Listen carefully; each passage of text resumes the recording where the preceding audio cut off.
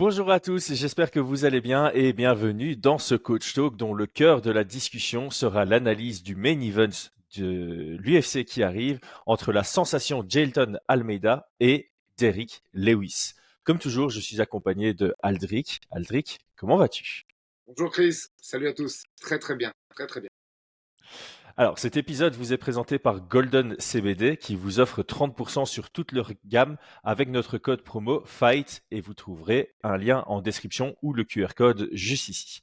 Bon, Aldric, ce combat, c'était initialement, je trouve, très intriguant. On devait avoir Jailton Almeida contre Curtis Blades. Moi, un combat qui me plaisait à mort sur papier. Curtis Blades est blessé et a été remplacé par Derrick Lewis. Je vais pas dire que c'est moins intriguant, mais je trouve ça moins intriguant. Mais on va tout de même en discuter dans les moindres détails. Sur le site unibet.fr, notre autre partenaire, on voit que l'ancien welterweight est coté à 1,17 contre le recordman des KO à l'UFC, Derrick Lewis, à 4,25. On est sur un 80-20 à l'avantage de Jailton Almeida. Qu'est-ce que tu en penses? Ouais. Je pense que hum, pour pas trop déborder sur un combat qui ne se fera pas, euh, Jailton Almeida, il est sur un run à l'UFC de 5 victoires. Hum, il est arrivé en tant que bi-catégorie, c'est-à-dire qu'il pouvait très bien combattre à 93 ou en poids lourd. Il boxe très peu. Euh, il a une lutte très instinctive, comme on dit au Brésil, il tape la baiana. C'est-à-dire que c'est pas de la lutte très réfléchie, c'est de la lutte en chaîne avec un timing hyper intéressant. Et par contre, il a un sol létal. Il participe encore aujourd'hui à des compétitions de grappling. Là, il a fait le Fight Circus il n'y a pas si longtemps. Il a perdu d'ailleurs contre PSAO. Mais il a un sol très au-dessus de tout le monde dans la catégorie. Euh, donc c'était très intéressant de le voir face à un lutteur qui est pas mauvais en boxe. C'est-à-dire que Curtis Blade, il a un physique monstrueux. Moi, pour l'avoir vu dans le bus à Columbus quand Manon faisait son troisième combat, il est monstrueux. C'est un poids lourd énorme. Il a une tête aussi grosse qu'un casque intégral de scooter. C'est vraiment monstrueux. Ses mains et sa tête est vraiment, c'est un poids lourd XXL et qui lutte bien, qui a une très bonne lutte défensive. Et c'était le combat hyper intéressant. Là, très clairement, quand on voit que Pivac a fait à Lewis euh, et le run de Lewis négatif de ces derniers mois, c'est nettement moins excitant. Mais ce qu'il faut développer, moi je reste hypé par ce combat. Je suis d'accord avec la coach Unibet, bien évidemment, mais il va répondre à des questions qu'on va développer ensemble. Là, j'en ai prévu plusieurs. Moi, j'ai suivi un petit peu les réseaux sociaux de Gelton. Il n'a pas changé d'équipe. Il est toujours sur son équipe brésilienne. Donc, petit 1, transformation physique. Petit 2, est-ce qu'il est plus à l'aise debout? Alors, même si c'était intéressant de le voir contre Curtis, parce que Curtis est un très bon boxeur pour la catégorie, mais il a une petite tête de puissance. Et du coup, tu peux t'amuser à voir un petit peu si Gelton a bossé sa boxe, si les takedowns passaient pas, Qu'est-ce qui, qu'est-ce que le combat deviendrait? Là, contre un mec comme Lewis, on va voir le gabarit, ça c'est bien. Par contre, j'ai de gros doutes sur le fait qu'on voit des échanges de boxe parce qu'il est létal, Eric Lewis là-dessus, et ce serait idiot même de- de- de- d'aller jouer dans cette cour-là. Ce serait complètement inopportun. Voilà, Exactement, exactement. Je pense que par défaut, Jailton Almeida est quelqu'un qui ne traîne pas debout et qui va directement chercher le sol. Et je pense que stratégiquement, face à Derrick Lewis, il voudra aller encore plus vite dans le département du grappling. Moi, de mon côté, par défaut, j'ai pris une décision il y a quelques années, c'est de jamais donner moins de 30% de chance à Derrick Lewis de gagner un combat. Donc, je me positionne plutôt sur le 70-30 juste parce que c'est Derrick Lewis. J'ai pas d'argument derrière autre que le mec a quand même le record des KO à l'UFC. Des upsets, il en a pas mal, notamment contre Curtis Blades. Il en a aussi un contre Volkov alors qu'il était très mal dans le combat. On sait que sa puissance se traduit même dans les rounds plus tardifs. Donc il reste dangereux tant que c'est debout. Et bon, il y avait cette légende qui n'est plus du tout vraie depuis son combat contre Daniel Cormier, mais il y avait cette légende que le jiu-jitsu ne fonctionnait pas contre lui et qu'il se relevait sans technique et qu'il n'y avait pas moyen de le conserver au sol. Bon, ça s'est avéré faux dans plusieurs de ses combats par la suite, mais il y a toujours ce petit truc de c'est pas impossible que Jailton le mette au sol et que sur les 2-3 premières tentatives, ben, il trouve pas le moyen de vraiment euh, maintenir ce gabarit au sol. Jailton est largement au-dessus de certains adversaires que Derrick Lewis a affrontés par le passé et face auxquels il est resté dos au sol. Mais ça pourrait demander un petit temps d'adaptation. Et pour peu que Derrick Lewis ait 3 opportunités debout, c'est chaque fois des pourcentages qui se rajoutent de son côté. Oui, vas-y, je t'en prie. Non, bien sûr que ce combat garde un intérêt. Euh, c'est juste que la construction, entre guillemets, scénaristique de la carrière de Gelton en est un petit peu impactée. Après, bien sûr, je suis d'accord avec toi sur le pourcentage. Je peux pas mettre moins de 30% à Lewis parce qu'en plus, on sait qu'il est meilleur à l'extérieur qu'à domicile. Lui, à Oui, domicile, il est pas bon.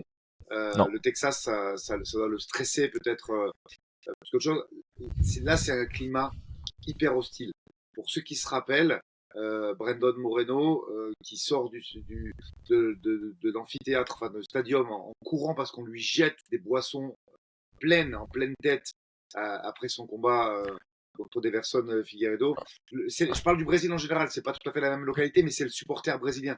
C'est un aficionado, c'est un passionné, et le climat va être hyper hostile. Soyons-en Mhm. sûrs. Surtout le main event, surtout un mec comme Gelton qui, est, qui a une hype, une reconnaissance des siens au Brésil. Le climat sera très hostile. Et je pense que ça, par contre, c'est favorable à Lewis. Il aime bien ça. Mhm. Il aime bien un peu le truc un peu bad boy, la guerre, Ouais. ce genre de choses. Donc ça, c'est bien. Euh, Ça fait chauffer ses boules. c'est ça. Après, savoir comment il va l'amener au sol, oui. Savoir s'il va le maîtriser au sol, ça permettra de s'assurer effectivement qu'il est dans la bonne caté en fait. Parce que Gelton Oui, Almeida, c'est un niveau de sol hors du commun. Hors du commun. On est franchement, pour moi, euh, alors, est-ce que les Julien Casier et tous les aficionados du jiu-jitsu brésilien vont me tacler? Je ne pense pas, mais pour moi, on n'est vraiment pas loin d'un Fabricio Verdum. Pas en ah, palmarès, mais c'est fort. Il met vraiment les mains où il faut. Il a un grappling vraiment létal. Et c'est intéressant à regarder. Par contre, et- effectivement, quand il mhm. y a un décalage de poids, et si t'es pas dans ta bonne caté, t'as pas la maîtrise totale de l'individu qui, effectivement, en faisant des gestes un petit peu fuckés, en reprenant les paroles de Christophe Midou, même s'il fait pas les bonnes choses, s'il y a un décalage de puissance, tu peux perdre le contrôle. Donc, ce combat va quand même répondre à ces questions, puisqu'on sait que Gelton, j'ai l'impression, moi, qu'il prend du poids en suivant ses réseaux sociaux, mais pas trop quand même. Et tu sens qu'il est loin du standard 115, 117 qui sont Mhm. affichés aujourd'hui par les Pavlovich et Otraspinal. J'ai bien aimé ta comparaison avec Fabricio Werdum, mais je- comparer parce que pour moi c'est deux ères différentes et sur le point de vue pur jiu-jitsu, je pense que la différence est vraiment là. Fabricio Werdum, c'est quelqu'un qui était en mode pur jiu-jitsu. Si ça allait au sol, c'était du jiu-jitsu no-gi par défaut. Alors que Jailton Almeida, c'est vraiment plutôt l'ère moderne du MMA. Il a adapté son jeu pour que ça fonctionne en MMA.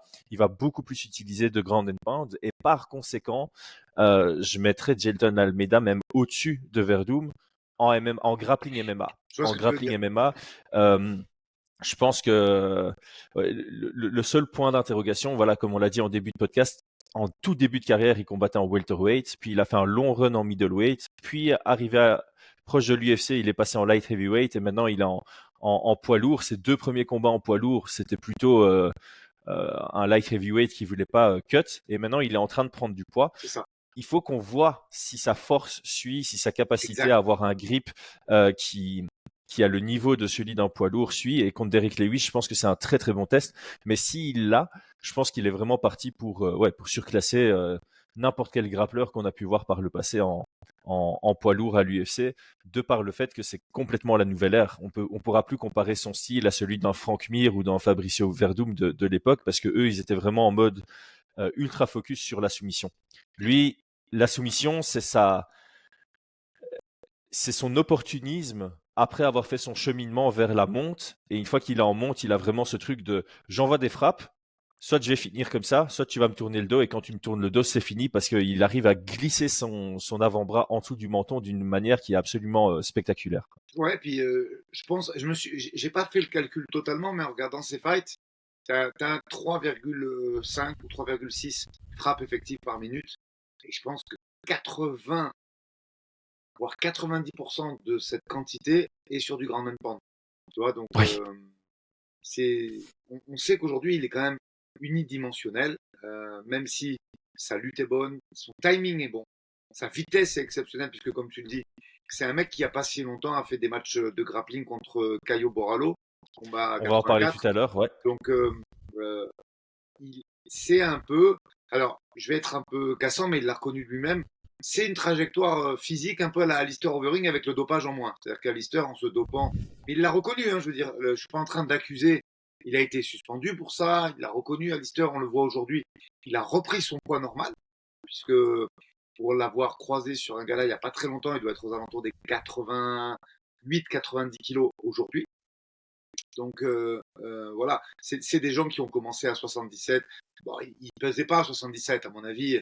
Ils devaient être à 85, 80, 88 Oui, kilos bien poids sûr. de corps à cette époque, tu vois, mais qui aujourd'hui font une centaine de kilos. C'est vrai que c'est une question intrigante parce que le combat initial devait l'amener au top 3, top 5 de la KT et d'en faire, euh, je vais inventer une nouvelle expression, il aurait pu, après le combat, une victoire contre Blade, être Cyril Ganizable ou tout autre contender, ou Pavlovic Ival. Comme ça, je donne deux noms sur Bruno. Là, on est passé de ça à un mec qui est moins bien classé que lui, qui est 11e dans la KT. Et donc, c'est juste un main event pour le vendre, pour faire monter sa cote, sa hype, euh, montrer qu'il est présent dans la KT et qui, à nous, analystes, vont nous donner du grain à moudre pour étudier la faisabilité du truc à très haut niveau, dans le top 5 des poids lourds. Mais, euh, mais ça ne répondra que partiellement. Parce que dans Hmm. tous les cas, est-ce que son gabarit va être suffisant pour faire tomber un Pavlovic, un Cyril Gann ou un Aspinal? Bah, moi, j'ai peur que si tu te présentes à 100 kilos, t'as beau avoir la meilleure bayana de la planète et la meilleure vitesse et le meilleur timing contre les trois suscités, ça marche pas parce que c'est des frigos quand même. T'as un Cyril à Hmm. 113, un Pavlovic à 117 et un Aspinal à 116. C'est des mecs costauds, c'est des mecs qui se déplacent bien, qui sont vifs et ces 15-20 kilos, c'est pas parce que c'est des poids lourds que c'est différent de nous, hein. Quand on est sur un tapis, si tu fais 80 kilos de poids de corps et que tu vas te frotter un mec qui fait 95, t'en prends plein la tête. Parce que c'est dur. Ouais. T'as l'impression que quand il se frôle, c'est un frigidaire qui te tombe dessus. Donc, l'analyse de ça, puisque ça fait quand même quelques mois qu'il n'a pas combattu, Gelton, et de voir s'il y a un travail de fond qui est fait en plus de son travail technique, parce que c'est encore un mec qui met le gui. Euh, Ça, c'est un truc, je le reconnais bien volontiers. Depuis que je travaille avec toi, Chris, que je fais beaucoup plus qu'avant, d'aller fouiner sur les réseaux sociaux parce que je ne le faisais pas, je me contentais de la. Non, mais c'est vrai, je me contentais de la partie visible de l'iceberg, c'est-à-dire combat, combat, combat, statistique. Et aujourd'hui, quand on prépare un coach talk comme ça ou une analyse, je m'enclin à le faire et à aller passer du temps sur les réseaux à regarder. Et il met encore le gui, tu vois. J'ai pas Hmm. l'impression, moi, malheureusement, que il fasse les choses nécessaires à devenir un poids lourd à part entière ou alors il le cache très bien. Mais Hmm. quand tu vois qu'il y a 20 heures de travail pour un fighter par semaine grand maximum, quand on voit le travail qu'a passé Cyril Gann, quand il a fallu passer ce gars, parce que Cyril aussi, hein, si on prend ses débuts au TKO, je pense qu'on est un poids lourd qui fait 105 kilos à cette époque, hein, et, et qu'on est à peu près dans les standards qu'il fait aujourd'hui. Mais il y a eu un gros boulot de fait en prépa physique avec son équipe, et tu vois que le 105, 115, il a pris du temps.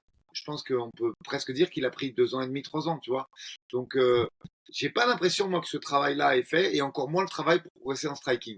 Malgré que je sois un grand supporter de Gelton, ben, on aura déjà une réponse partielle samedi. Alors, par rapport au poids, il a combattu en janvier et en mai de cette année. Il a perdu 400 grammes entre les deux combats. Donc, il était à 105,2. contre Shamil et il était à 104,8 contre Rozenstruik. Bon, Rozenstruik, c'est aussi un gros frigidaire qui te tombe dessus s'il sprawl. Le problème, c'est qu'il n'a pas eu l'occasion de sprawl parce que Jelton est parti sur un très très bon timing Ouais. pour son takedown. Alors, je propose qu'on fasse les profils des deux combattants, force-faiblesse, et puis qu'on passe au game plan. Alors, Derrick Lewis, tout d'abord, c'est en carrière 27 victoires, 11 défaites. Sur les 27 victoires, on en a 22 par KO, une par soumission, 4 à la décision. À l'UFC, il a un palmarès de 18 victoires pour 9 défaites. Et alors, comme tu l'as dit, hein, depuis sa défaite contre Cyril Gane, il est revenu avec une belle victoire contre Chris Daukaus, mais qui fait aussi une mauvaise trajectoire de carrière. Après ça, il a enchaîné 3 défaites, Tai Tuivasa, Pavlovich, Spivak. Et puis là, il est sur une victoire expéditive contre Marcos Rogerio de Lima, et une victoire dans laquelle on va peut-être un tout petit peu parler ici. Moi, ce que j'avais noté pour décrire Derrick Lewis, après, je pense que la plupart de notre audience le connaît, mais il y a des nouveaux fans qui se rajoutent de jour en jour, et tant mieux. J'en profite pour vous dire, abonnez-vous si vous n'êtes pas encore abonné à la chaîne, likez la vidéo, commentez pour le référencement, donnez-nous votre pronostic, par exemple. Derrick Lewis, j'ai noté en premier qu'il est athlétique malgré son gabarit. Quand tu le vois physiquement, tu te dis, ok, ça va être un gros puncher qui ancre ses pieds dans le sol et qui génère de la puissance sans trop bouger. Et au final, c'est le genre de gars qui va te faire des coups de genoux sautés, des bicycle kick et des dingueries pareilles. Donc, il travaille en burst. Je crois que ça fonctionne très bien, justement par rapport à son gabarit et son athlétisme. C'est évidemment un très gros puncher. Je le considère largement comme un contreur. C'est pour ça que son combat contre Ngannou était vraiment chiant, un des plus chiants, parce que c'était un contreur contre un contreur, deux gars attentistes qui se disaient « je vais contrer l'autre ».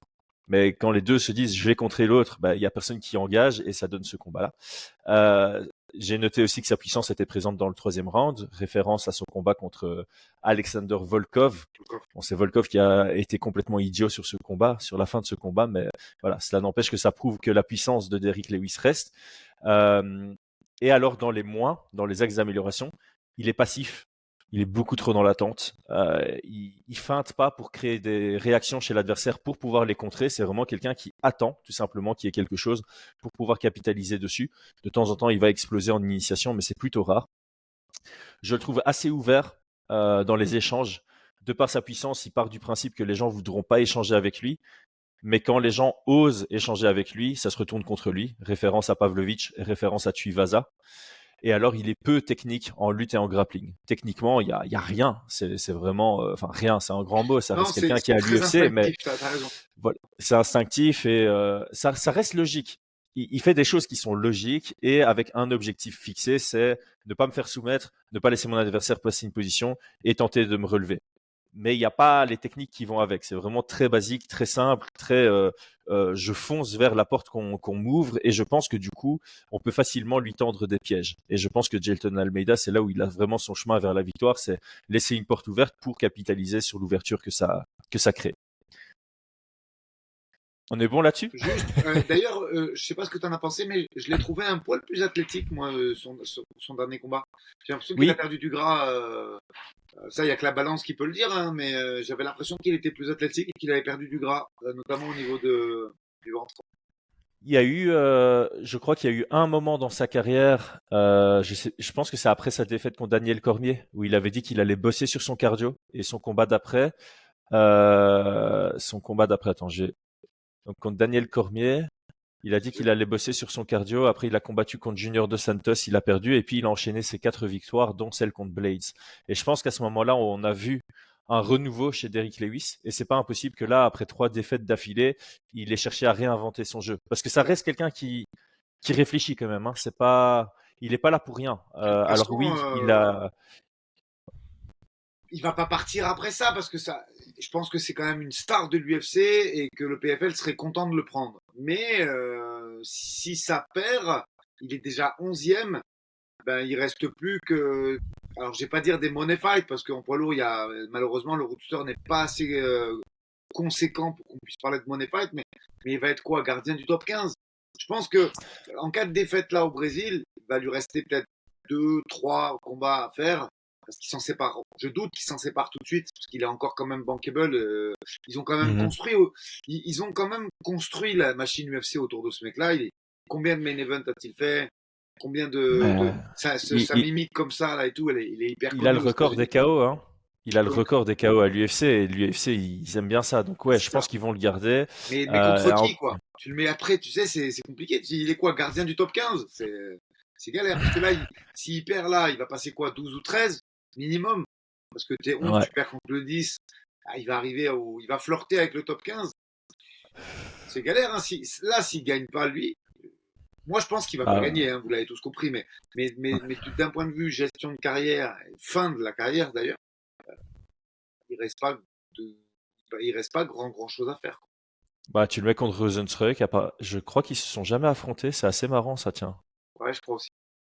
Après, Rozenstruik, c'est aussi un contreur qui lui aussi a un style qui m'exaspère parce que Rozenstruik est largement meilleur quand il met la pression, mais il le fait que quand il lui reste que 10 secondes dans un combat comme contre Overeem ou contre Junior Dos Santos. Et pourtant, s'il le faisait par défaut, je suis sûr et certain que ce serait un top 5 de la catégorie.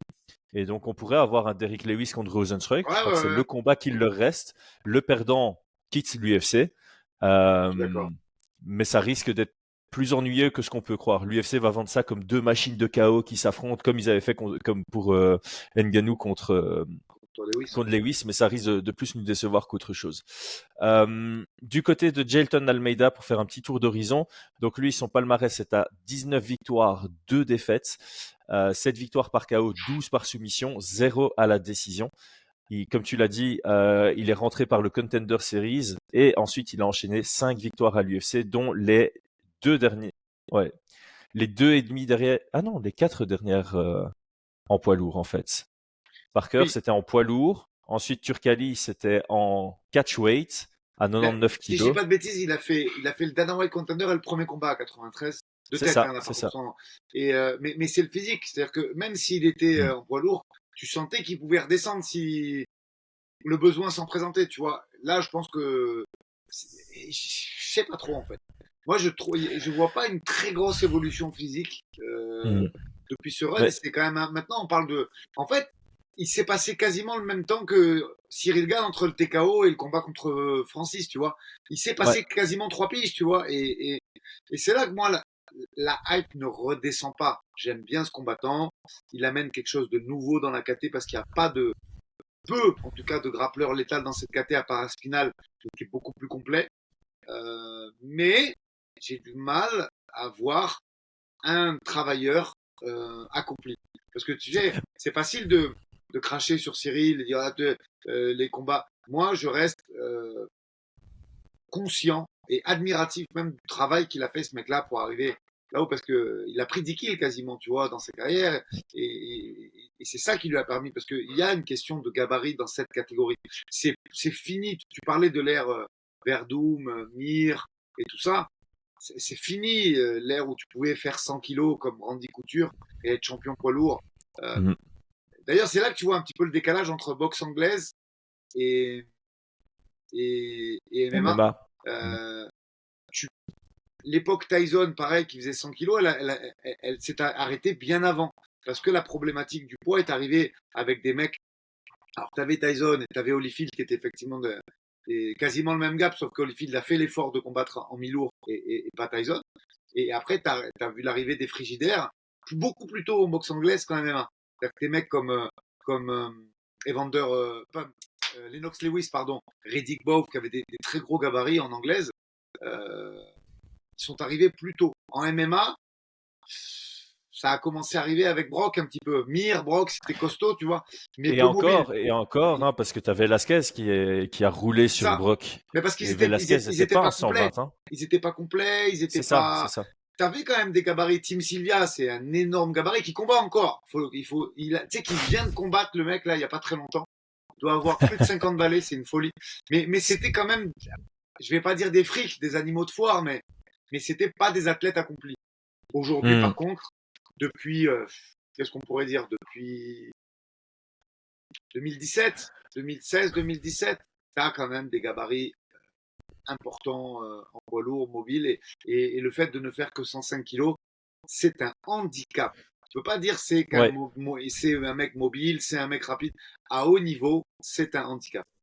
Mais en fait, je pense que en dehors du top 8, du top 7, du top 8 en poids lourd, tu peux encore performer en dessous de 110 kilos. C'est là où est Jelton Almeida Ouais, aujourd'hui. Je pense que pour rentrer dans le top 5 aujourd'hui, tu as un strict minimum à 110. Je je pense suis d'accord. que si tu fais pas ton minimum de 110, tu vas avoir un déficit physique. Et c'est ça qu'on dit, c'est que euh, la division poids lourd, historiquement, est une des divisions qui nous a offert le moins de qualité technique. Quand tu as une division avec un déficit technique par rapport aux autres divisions, c'est là où tu peux briller avec un déficit de poids parce que tu es sur une supériorité technique. Et c'est ça que Jayton Almeida est, c'est sa définition. Il est largement au-dessus techniquement au sol que tous les adversaires qu'il a affrontés. Et donc, la différence de 15 kilos, ça se ressentait pas. Contre Lewis, je pense pas que ça va se ressentir parce que Lewis a un énorme déficit technique par rapport à Jailton Almeida. Mais tu mets un Almeida contre un Thomas Pinal, Ouais, c'est ça. il n'y aura pas un énorme gap technique, il aura un avantage technique, mais le gap physique va permettre à Aspinal de rattraper ça, par exemple, ou Pavlovic, par exemple. Après, je me trompe peut-être, mais je pense sincèrement que c'est dans l'intérêt de Jailton Almeida de continuer son processus vers 110. Et s'il n'arrive pas à être performant au-dessus de 110 kilos, il doit faire marche arrière et revenir en light Je heavyweight, parce qu'en suis à light heavyweight, il a 100%. aussi, il a aussi quelque chose Et à jouer. surtout que là, aujourd'hui, moi j'ai envie de te dire que c'est plus facile hein, en light heavy qu'en heavy. Moi, quand je vois ce trio, tu mets Jones de côté avec son épaule, avec la suite de sa carrière et tout, et tu mets Stipe de côté aussi, parce que je pense qu'il se réserve uniquement à un dernier fight. Adjunct, ouais. Ouais, ce qu'on dit en football, on parle de jubilé, mais c'est un peu ça quand même. Ouais, Euh, mais une fois que tu as mis ces deux mecs de côté, tu te rends compte quand même que le quatuor, il est chaud quand même à en fond. poids lourd, tu vois, en termes d'athlétisme. de- et je trouve que tu n'as pas le même quatuor en 93, tu vois. Non. Non, non, 93 est une division qui a eu ses grands moments, historiquement, hein. L'époque Randy Couture, Chuck Liddell, c'était la division à cette époque-là. Euh, et depuis pas mal d'années, une fois que John Jones À a nettoyer la commencé division. à mettre la priorité sur la victoire plutôt que la performance. Donc une fois qu'il a nettoyé la division, elle est devenue tout simplement inintéressante parce que tu avais vraiment John Jones, puis tu avais deux, trois noms en dessous, tu avais Anthony Johnson, Gustafsson, Daniel Cormier, c'était intéressant entre eux trois, et puis tu avais un gap encore avec Ça. ceux derrière, et il n'y a, y a pas encore ce renouveau. Autant chez les poids lourds, il y a aussi une grande période, un gouffre, et puis là, on sent que techniquement, ça revient et ça redevient Ouais, intéressant, puis surtout si Jelton Almeida monte dans le top. Mais pour ça, je pense sincèrement qu'il a besoin de continuer son ascension physique. Parce que juste pour calibrer ce qu'on a dit, il faut pas faire 120 pour performer chez les poids lourds aujourd'hui. On dit pas qu'il faut être à la limite, mais tu peux pas avoir 15 kilos de différence avec les bons 120 kilos. Tu prends un Stipe Miocic, ah bah voilà, il a été champion, il était quoi, à 112, 114 entre ces deux-là. Mais même son premier combat contre Ngannou, il a gagné avec un déficit de physique énorme. Mais encore une fois, ça revient. La différence technique qu'il y avait entre Stipe et Ngannou dans leur première à cette rencontre époque, à cette époque était telle que les 8 kilos, les 10 kilos de différence qu'il y avait entre Ngannou et Stipe ne se ressentaient pas. Quand Ngannou a travaillé sur sa technique, il est revenu, il a roulé sur Stipe parce que la différence de poids était juste. trop importante de par le fait que techniquement ça s'était rapproché. Ok, est-ce que donc Jelton Almeida, j'ai fait le tour. Pour sa description, bah, je pense qu'on a déjà assez parlé de lui, hein. Smash, on va l'appeler Smash. Euh, les axes d'amélioration, c'est que se passe-t-il si ça reste debout? On a peu d'informations là-dessus. C'est ça. Et il y a peu de variété sur ces setups. C'est toujours front kick à la tête, je shoot directement, front kick à la tête, j'attends un peu, je shoot. Contre Rosenstruck, ça n'a pas fonctionné, son front kick à la tête et puis je shoot, et donc il a fait un crochet avant et puis un shoot, ça a fonctionné.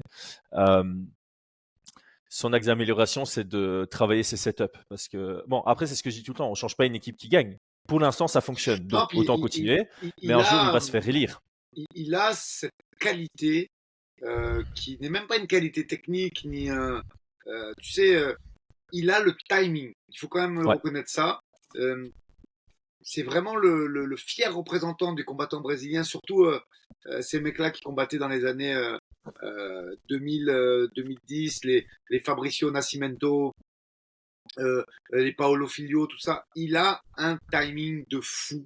Il vient avec des armes de bagarre un peu limite, sauf que il te fait déclencher. Au moment où tu déclenches, il shoot et, et le chain wrestling, on sait pas trop au final parce que il shoot, ça fait tomber, tu vois. Et c'est ça qui aurait été intéressant avec Curtis, c'est de voir comment il fait avec un mec qui se déplace, de voir comment il fait avec un mec qui sait scroller, qui sait faire un two-on-one.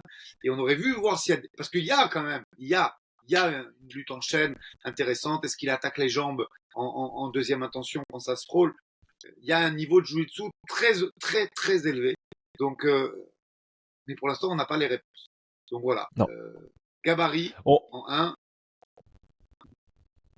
Et là, je sais pas si on verra beaucoup d'autres. Est-ce que, à part le gabarit, ce combat va répondre aux interrogations qu'on a émises lors de ce podcast? Je sais pas. Moi, j'aimerais bien que Derek il sprawl le premier pour qu'on voie comment il s'y prend. Tu vois, ne serait-ce que voir un carré pour recomposer, pour se trembler avec la main qui passe dans le dos. J'en sais rien, hein, mais j'en doute un petit peu. Ouais, j'ai un certain doute aussi. Je pense que on aura des réponses seulement si sur les premières tentatives de takedown, on a un Derrick Lewis qui, de par son poids et cette différence de poids, C'est ça. ressemble à un bloc. Mais avec le timing d'Almeida et ce qu'il a pu réussir contre Rozenstruik, voilà, Rozenstruik et Derrick Lewis, de temps en temps, j'aime quand même bien les comparer, surtout sur la défense Oui, oui. d'amener au sol. Et je pense que Derrick Lewis pourrait ne pas être assez réactif que pour avoir le temps de sprawler et écraser Almeida et qu'on voit comment Almeida chaîne à partir Voilà. d'une position de sprawl, par exemple. Je ne sais pas si on aura cette réponse. Maintenant, en termes de game plan, moi, j'ai quand même noté un truc pour Jelton Almeida et un truc pour Lewis parce qu'il n'y a pas beaucoup. Enfin, c'est tellement une opposition de style, comme on le dit. Hein, quand tu as une opposition de style, tu vas pas avoir un game plan ultra élaboré. C'est plutôt, ok, Jelton Almeida, c'est comment est-ce que je fais pour m'assurer que le combat aille au sol sans que je prenne trop de risques debout. Et de côté d'Eric Lewis, c'est comment est-ce que je peux finaliser le combat avant que ça aille au sol, parce que je pense pas qu'il va pouvoir empêcher le combat d'aller au sol pendant 5 rounds. Je pense qu'à un moment, si le combat perdure, il va se retrouver sur son dos minimum au troisième, quatrième et cinquième round et perdre à la Oui, oui, décision. oui. Donc il doit finaliser avant. Donc moi du côté de Almeida, j'ai noté qu'il doit beaucoup feinter avant de shooter. Parce que le gros risque, c'est de shooter directement et Derrick Lewis qui viennent. Il avait dit hein, contre Curtis Blades, il est rentré dans la cage avec une seule arme, son uppercut. Il se dit il faut que ça passe et c'est passé. Et le risque quand tu es face à Derrick Lewis, c'est ça, c'est de shooter au moment où il contre, le contre touche. T'as pas le droit à l'erreur contre Derrick. Il éteint tes lumières. Et donc je pense que Almeida, il doit quand même rentrer dans la cage pour d'abord feinter, voir les intentions en contre de Lewis et savoir où mettre sa tête, par exemple. Je veux dire, si tu feintes 3-4 fois avec son crochet avant ou son front kick au visage et que tu vois qu'il charge son bras arrière, ben, tu sais que tu vas devoir shooter avec ta tête sur son côté gauche et pas sur son côté droit. Donc, voilà, pour moi, Ouais, c'est vrai. c'est Après, ça. Almeida Voilà. il fait les takedowns un peu. Comme ils disent au Brésil, para baixo, c'est-à-dire il fait les takedowns à la Jacare un peu très très bas sur le genou aussi. Il sait faire ça, tu vois, Oui, il a suffisamment d'athlétisme il change suffisamment son niveau. Il peut t'attaquer quasiment sur la cheville et le tibia, tu vois, quand il shoot dans les jambes. Et je pense, alors là, sans aucune affirmation, hein, simple spéculation, qu'il va shooter très bas là, parce que l'uppercut de Lewis, il fait mal quand même, hein. ouais, Et... donc très bas, un peu comme il a fait contre Rozenstruik, qui est Ouais, vraiment avec la tête dans l'axe c'est ça. pour pas être pour pas favoriser un côté. Et là, il faut quand même faire gaffe à ce que, tu vois, ce que Francis Ngannou a mis contre Cain Velasquez, par exemple. Tu vois, l'uppercut un peu qui passe devant et qui Ça. fait pas un angle vers l'adversaire, mais qui passe vraiment en confrontation perpendiculaire avec le takedown. Il faudra quand même Après faire gaffe à ça. Lewis, on peut quand même lui accorder. Il est pas flat fit, c'est-à-dire pied à plat tout de Mm. suite. Dans les débuts de combat, il est. Moi, là, quand je te dis ça, je visionne tout de suite le début du combat contre Cyril chez lui. Sur les appuis, c'était pas mauvais les quelques premières minutes, tu vois. Mm. C'était pas fabuleux, hein. Non, bah, Cyril, après comparé à Cyril, c'est c'est ça. pas du tout Mais le même niveau. il reste quand même à un degré d'athlétisme qui lui permet d'être mobile, en tout cas dans les premiers instants du combat. Donc Mm. c'est vrai que peut-être qu'on va pouvoir avoir un petit peu quelques réponses dans les 2-3 premières minutes, sauf si, comme tu l'as très bien dit, on a un Gelton prudent qui reste en kicking range et qui feinte. Là, ça peut. Mais s'il rush un peu comme il fait d'habitude pareil, parce que tu parlais de son Maïgueri, là, de son front kick, il le fait de pas très loin, je trouve. Tu vois, c'est une Mm. distance un peu fuckée, mi-boxing, mi-kicking. C'est vrai qu'on va voir, en tout cas, comment il s'y prend pour construire son setup. Et tout ce que j'espère pas, c'est le voir courir et rusher et que ça marche surtout, tu vois, parce que c'est pas, malheureusement, c'est pas impossible. Hein. Tu sais, Ouais. façon Ah années oui. 90, 2000, on prépare rien, on fonce, on rush, on colle, on fait tomber.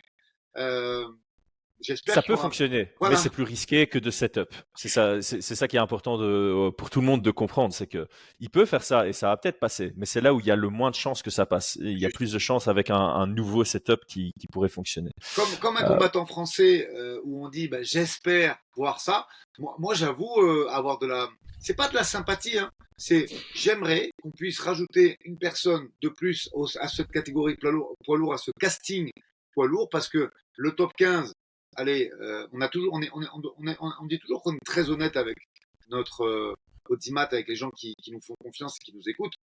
Ça ressemble un peu à Jurassic Park quand même. On peut être honnête, on peut être direct.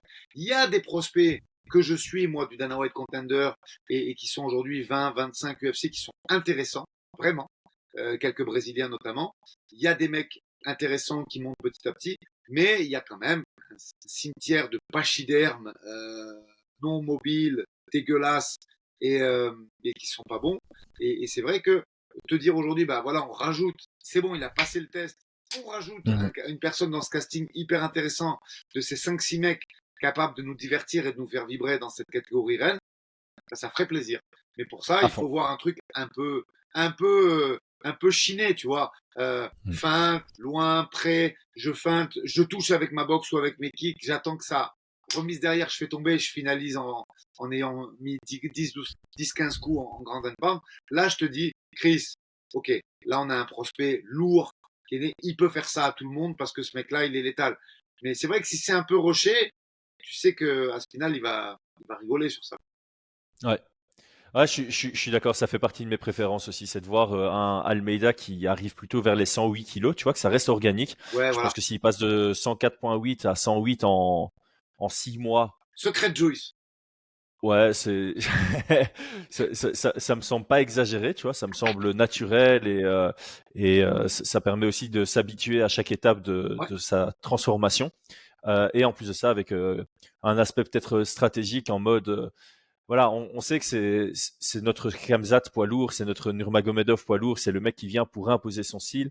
Cela n'empêche que quand tu montes à haut niveau, et on l'a vu pour Khabib, shooter directement, ça fonctionne plus. Tu as besoin d'un peu faire peur debout pour pouvoir cacher tes shoots, et c'est ça qu'on veut voir. Et c'est le moment de le voir parce que de base, il était supposé affronter Curtis Blades. Donc je pense que dans sa préparation, il a dû réinventer un peu son jeu. Alors, du côté de Lewis, j'ai mis en majuscule guerre, pression, genou sauté d'entrée. Je pense que si tu viens pour être passif et que tu mises sur un contre, oui, tu vas peut-être obtenir ce contre. Mais c'est pas là où tu as le plus de chances de l'emporter. Je pense que si tu viens pour mettre Jelton sur son pied arrière, il risque de télégrapher ses amenés au sol, il risque de se sentir sous pression. Tu viens, tu seras plus imposant, plus lourd que lui. Jelton Almeida, il sait qu'il peut pas en prendre une qui connecte bien parce que sinon c'est la fin. Tu pourrais lui faire peur en venant t'imposer. Tu vois, tu cours vers lui, Ouais, tu ouais. envoies un coup de genou sauté, puis tu avances, avances, avances. Tu viens provoquer une réaction télégraphée de Jelton pour placer ton contre. Pour moi, c'est là où tu as le plus de chance. Alors oui, tu vas peut-être te faire amener au sol très rapidement et te faire soumettre. Mais de toute façon, si tu es dans l'attente, selon moi, tu Je vas suis te faire d'accord. aussi amener au sol et soumettre. Donc, Ouais. perdre en 1 minute 30 ou perdre en 5 minutes, c'est kiff-kiff. Autant te donner un maximum de chances de l'emporter. Et pour moi, là où il a le plus de chances, c'est rentrer dans ce combat, comme il est rentré dans le combat précédent contre Delima, mettre la pression, faire des folies dès le début, faire peur à Jelton Almeida, ne pas laisser Jelton Almeida s'installer dans le combat, le forcer sur son pied arrière, le mettre sous pression et forcer l'action, forcer les réactions pour pouvoir Ouais, ouais. les contrer sur ta Feinter un glisse, peu quoi. les trajectoires de ce tunnel du lutteur pour le faire Ouais. flipper, envoyer des grosses frappes, même si c'est dans le vide, c'est pas grave. Je suis d'accord avec toi. De toute façon, tu peux pas faire le technicien contre ce Mm. mec-là. S'il se met à reculer et à attendre avec le jab, il va se faire lutter, c'est sûr et certain. Là, je pense Mm. que tu as une autonomie de 5 à 8 minutes maxi si tout se passe bien pour lui, s'il arrive à se trembler un petit peu et à se relever. Et autant l'exploiter au maximum parce que jamais de la vie, ce combat, il fait 25 minutes. Ça, vous pouvez l'écrire. J'aimerais bien me tromper et voir quelque chose de fabuleux stylistiquement et la semaine prochaine dire les gars, mais à coup pas, je me suis trompé. Mais pour moi, jamais ce combat il fait plus d'un round et demi parce qu'il y a trop d'opposition de style et peu de durabilité en fait. Je vois pas un Lewis. Qu'est-ce qui va se passer? Lewis qui va se relever à chaque fois et repartir debout. S'il boxe, il va le coucher et si ça lutte trop, il va se faire finir au sol. Point. Ouais, en fait, la possibilité que ça aille au 5e round réside un peu dans l'innovation. Donc, ce que nous, on ne voit pas en tant qu'analyste, c'est comment ils progressent, comment ils travaillent, comment ils établissent leur game plan.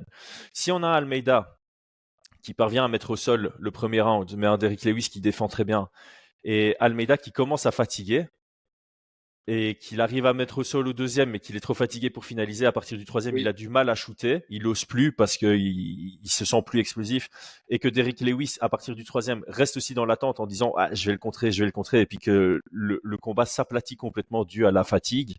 Je peux voir une décision, mais elle est peu probable. Moi, je vois plutôt un finish dans les 2 premiers rounds, que ce soit pour l'un ou pour l'autre. Gelton, il a 32 ans. Je pense qu'il fait ce jeu depuis 20 piges. Non, peut-être pas 12 ans, mais je pense que c'est un mec. Ouais, si, je pense que c'est un mec qui a dû commencer le jiu-jitsu entre 12 et 15 ans, tu vois, cette nouvelle génération. Ils ont commencé très jeunes quand même. Il faut être. C'est pas des baby MMA, mais c'est quand même des mecs qui ont démarré ça adolescent. À partir de là, je doute que ce genre de jeu le fatigue trop pour qu'il puisse devenir inefficace et il faudrait qu'il puisse le boxer, qu'il puisse saper son énergie avec des coups au corps et Lewis, on sait que c'est pas un besogneux là-dessus. S'il te touche, il connecte de toute façon. Et c'est pour ça que faibles sont les chances qu'on ait 18 ou 25 minutes d'amusement, d'entertainment. Mais quand même, je pense que sur les 3-4 premières minutes, on peut voir des choses en tout cas qui vont placer Gelton sur l'échiquier du top 5 heavyweight. Au moins, Ouais. on pourra se faire une petite opinion, dire ok, c'est quoi la suite? C'est Et là, ça, c'est ça. Et même si c'est un petit peu hors analyse, il gagne. C'est quoi la suite à ton avis, Chris? Il y a 3 options pour moi. Il y a 3 options. Soit l'UFC veut surfer sur sa hype et on le met pour le title shot intérim contre le vainqueur Pavlovich Aspinal. Mais là, vraiment, il faut En que. tapant le 11, moi aussi j'ai pensé à ces trucs. Après, en regardant le classement, je me suis dit, putain, en tapant le 11. En fait, ça signifierait 2 choses. Première chose, ça signifierait que l'UFC était vraiment pas content de l'interview de Cyril Gane après son combat à Paris, en se disant ouais non les gars comme ça faut envoyer un message. Ceux qui refusent les combats, on sait très bien que Dana White il aime pas ça. Donc ce serait envoyer, tu vois, ce serait prendre Cyril comme exemple en disant ben voilà, t'as fait cette déclaration là, voilà les conséquences, on te skip pour le title shot. La deuxième option pour Almeida, ce serait Volkov, qui est sur 3 victoires d'affilée, qui se réinvente, et ce serait un bon test. La troisième option, ce serait Cyril. Dans le cas où le vainqueur Pavlovich Aspinal veut prendre du repos ou sort blessé. Et alors, il y a une quatrième option qui est peut-être un peu moins probable, c'est le perdant Pavlovich Aspinal / le retour de Curtis Blades en fait, parce que Curtis Blades, s'il revient, ça reste une option. Donc, il y a beaucoup d'options. Je pense que toutes les options que j'ai citées ont un solide argument derrière. Donc c'est assez ouvert, c'est bien pour Almeida. Il a beaucoup de possibilités en cas de victoire. Mais c'est vrai que moi, sur ce que tu viens de dire, le combat qui fait plus sens, c'est Volkov. Je serais intéressé de voir ça, même si il faut jamais dire on a déjà vu. C'est vrai que Aspinal lui a fait une Almeida. Tu vois ce que je veux dire? Oui, mais justement, c'est ça qui serait Volkov, il intéressant de s'est voir. réinventé, tu vois. Voilà. Il s'est réinventé, et donc c'est pour voir s'il s'est complètement réinventé jusqu'à travailler sur sa plus grande faiblesse. Moi, j'aimerais bien voir ça juste pour voir la différence de niveau. Après, on s'en fout qu'il le fasse au 2e ou au 3e, tu vois, s'il doit le faire, mais tu peux pas dire il l'a fait. Mais c'est vrai que ça pourrait être intéressant. Ouais, moi, Volkov, j'aime bien l'idée. Ouais. Par contre, moi, ce qui m'intéresse le plus, c'est Curtis Blades. Moi, j'espère que Curtis Blades n'est pas out pendant trop longtemps et que du coup, ce soit Almeida contre Blades. J'aime bien sur papier. J'aime bien ce combat. Mais moi, Blade, je suis monté dans le train quand on l'a vu. Alors, je sais que c'est tardif, parce que dire. T'es monté dans le train quand tu l'as vu dans le bus. Ouais, à Columbus. Ouais. C'est vrai que c'est une phrase bizarre de vieux rappeur des années 80, mais, mais quand j'ai vu le Gab et quand je l'ai vu se mouvoir après au training, dans la salle d'entraînement, je me dis waouh, quel, quel gabarit et surtout la vitesse et la technique qui va avec Mhm. ce gabarit. Après, j'ai l'impression qu'il bosse ce mec, hein, parce qu'il s'améliore dans plein de trucs. Lui, moi je sais que moi je suis toujours partisan du travail et tout, et franchement lui il me fait de la entre guillemets de la peine. Quand je dis de la peine, c'est pas de la pitié, hein, c'est de la peine. C'est-à-dire que tu sens qu'il y a du travail, mais qui est gâché par quelques mauvais choix technico-tactiques de Ouais, lui ou de son coin. Ben ça, on peut pas savoir. Moi, je les connais pas assez. Et par la fatalité, quoi. Ou alors, ou c'est la c'est fatalité, poids ou c'est lourd, parce hein. qu'il s'entraîne mal. Mais en tout cas, lui, il me fait de la peine parce que il y a des progrès dans son jeu, il y a des progrès dans son physique, il y a des progrès dans son athlétisme en général. Sa boxe, elle est passée de rien je trouve, Pas une très mal. belle boxe. Ouais. Et il évolue pas dans la caté, il végète par de mauvais choix, par des blessures. Euh, Par un petit moment de lucidité dans la ouais, cage, c'est et ça. ça, tu peux pas en poids lourd. Mais ça fait partie de la définition du poids lourd. Pour moi, le poids lourd excellent est quelqu'un qui est capable de gérer les risques liés au poids lourd. C'est-à-dire que euh, ton ratio frappe qui amène à un KO est plus élevé que dans toutes les autres catégories de poids. Et c'est la division où tu as le moins le droit à l'erreur. C'est ça. Et tu vois, tout le monde a oublié Spinal. Il a gagné sur le papier, mais tu vois, elle lui a rien apporté cette victoire Ah oui, parce non. que c'est une blessure à la con, on n'a rien vu. Tellement frustrant. Tellement frustrant. Et ce mec-là a pas de cul, parce entre quand c'est son adversaire qui se blesse, mais en moins d'une minute et on voit rien, et donc tout le monde a oublié, et lui qui se blesse, on voit pas le choc ou il fait un mauvais choix. Ben en fait, depuis Columbus et sa victoire sur Dokos d'ailleurs, où il faisait le main event du combat de Manon, ben, on n'a plus rien vu. On n'a plus rien vu Ouais. d'intéressant. Et sa carrière végète, et ça fait longtemps quand même. Hein, parce que Manon Maya, c'était quoi? C'était mai 2022. Je crois, avril ou mai 2022, si je dis pas de bêtises, ou mars peut-être. Enfin, en tout cas, flirter avec la fin du premier trimestre 2022 ou le début du deuxième. Et, euh, et voilà. Et la carrière, elle est bloquée là. Et les années passent et il se passe plus rien. Et on a envie de le voir à haut niveau et on voit rien, malheureusement. C'est vrai. C'est vrai qu'il est peu actif et c'est vrai qu'après Dokos, bah, il a sa victoire par blessure contre Aspinal, Enfin, dommage, et puis il a sa défaite contre Pavlovich. ouais. Et voilà. Alors, on passe à la question du membre et puis on fait nos préférences et Ouais, pronostics. Alors, la question du membre, c'est Marc Slaneri. J'en profite pour faire une petite pub, hein. Donc, les gars, si vous êtes encore connectés ici, c'est qu'on vous intéresse un minimum.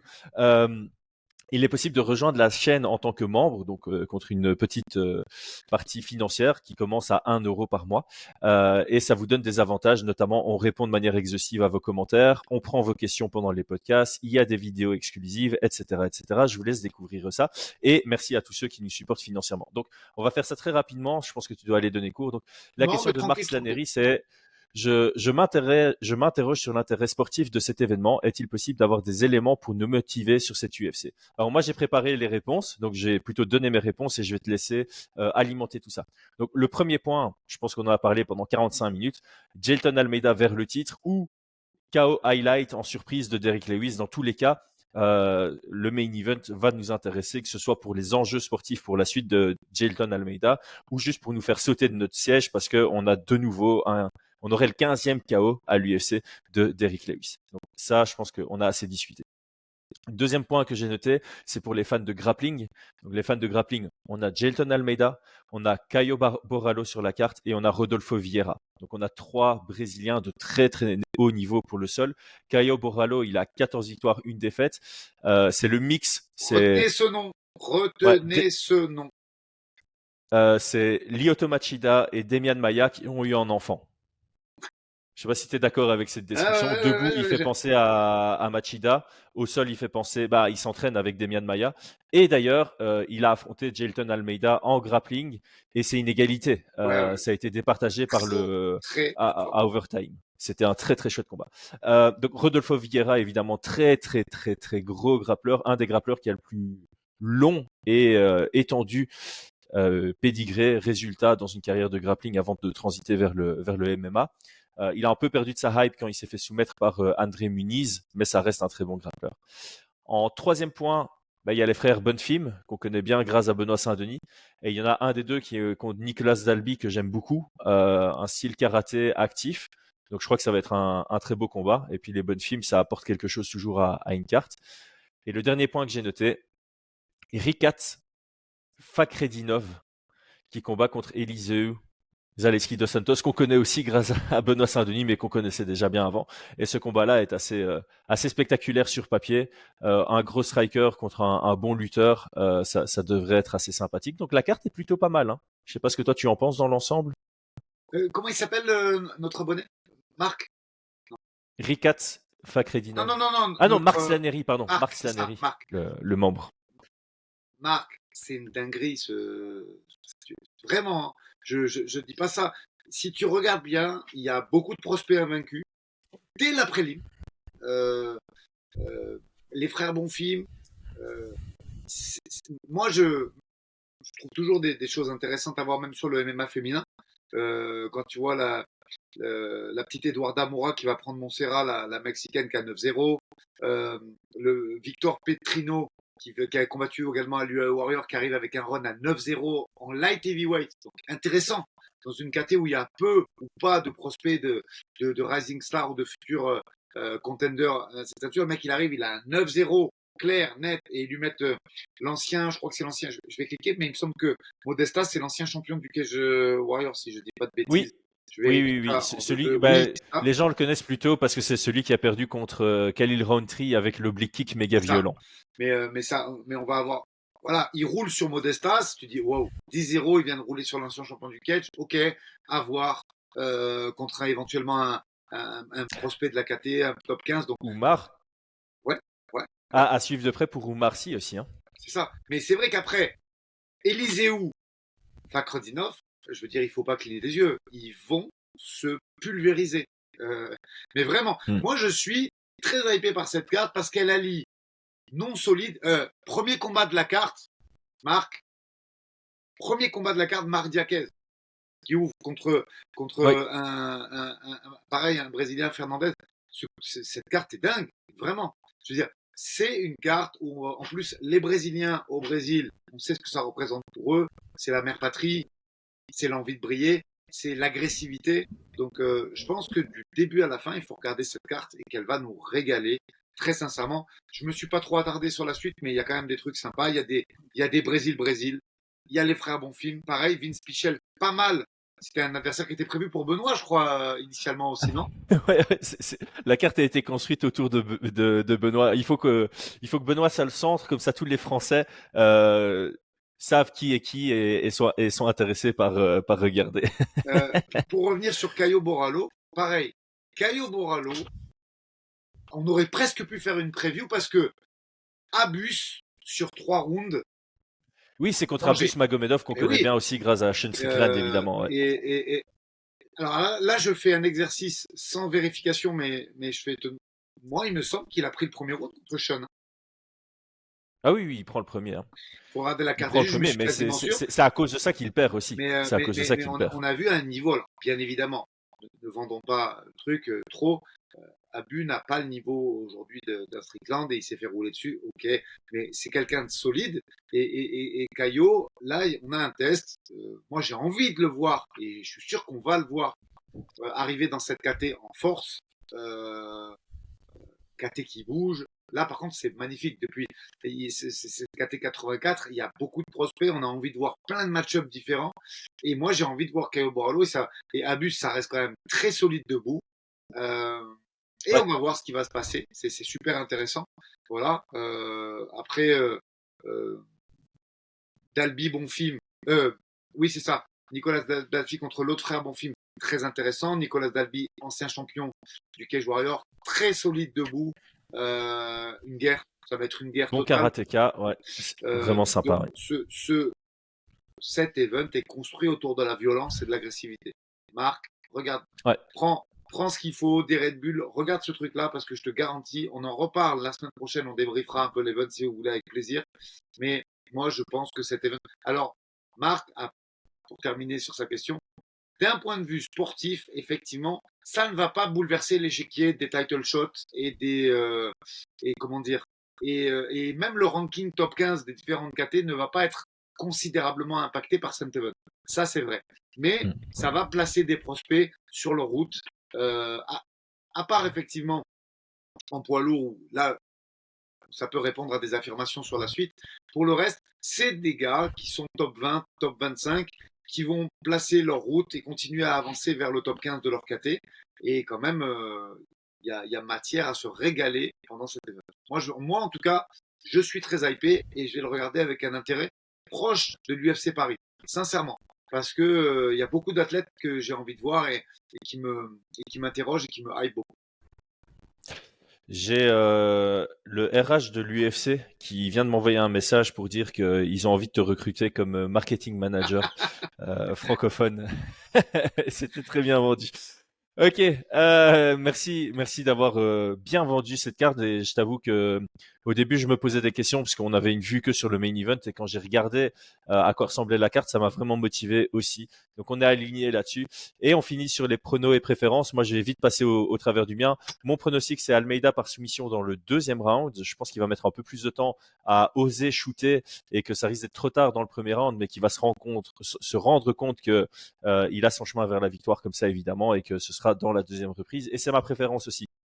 J'ai pas envie de voir quelque chose de trop expéditif parce que sinon ça va pas répondre à cette question. Si on arrive dans le deuxième round et que ça se termine dans la deuxième partie du deuxième round, ce serait ma préférence de voir un Almeida gagner comme ça bouge dans le haut du classement poids lourd.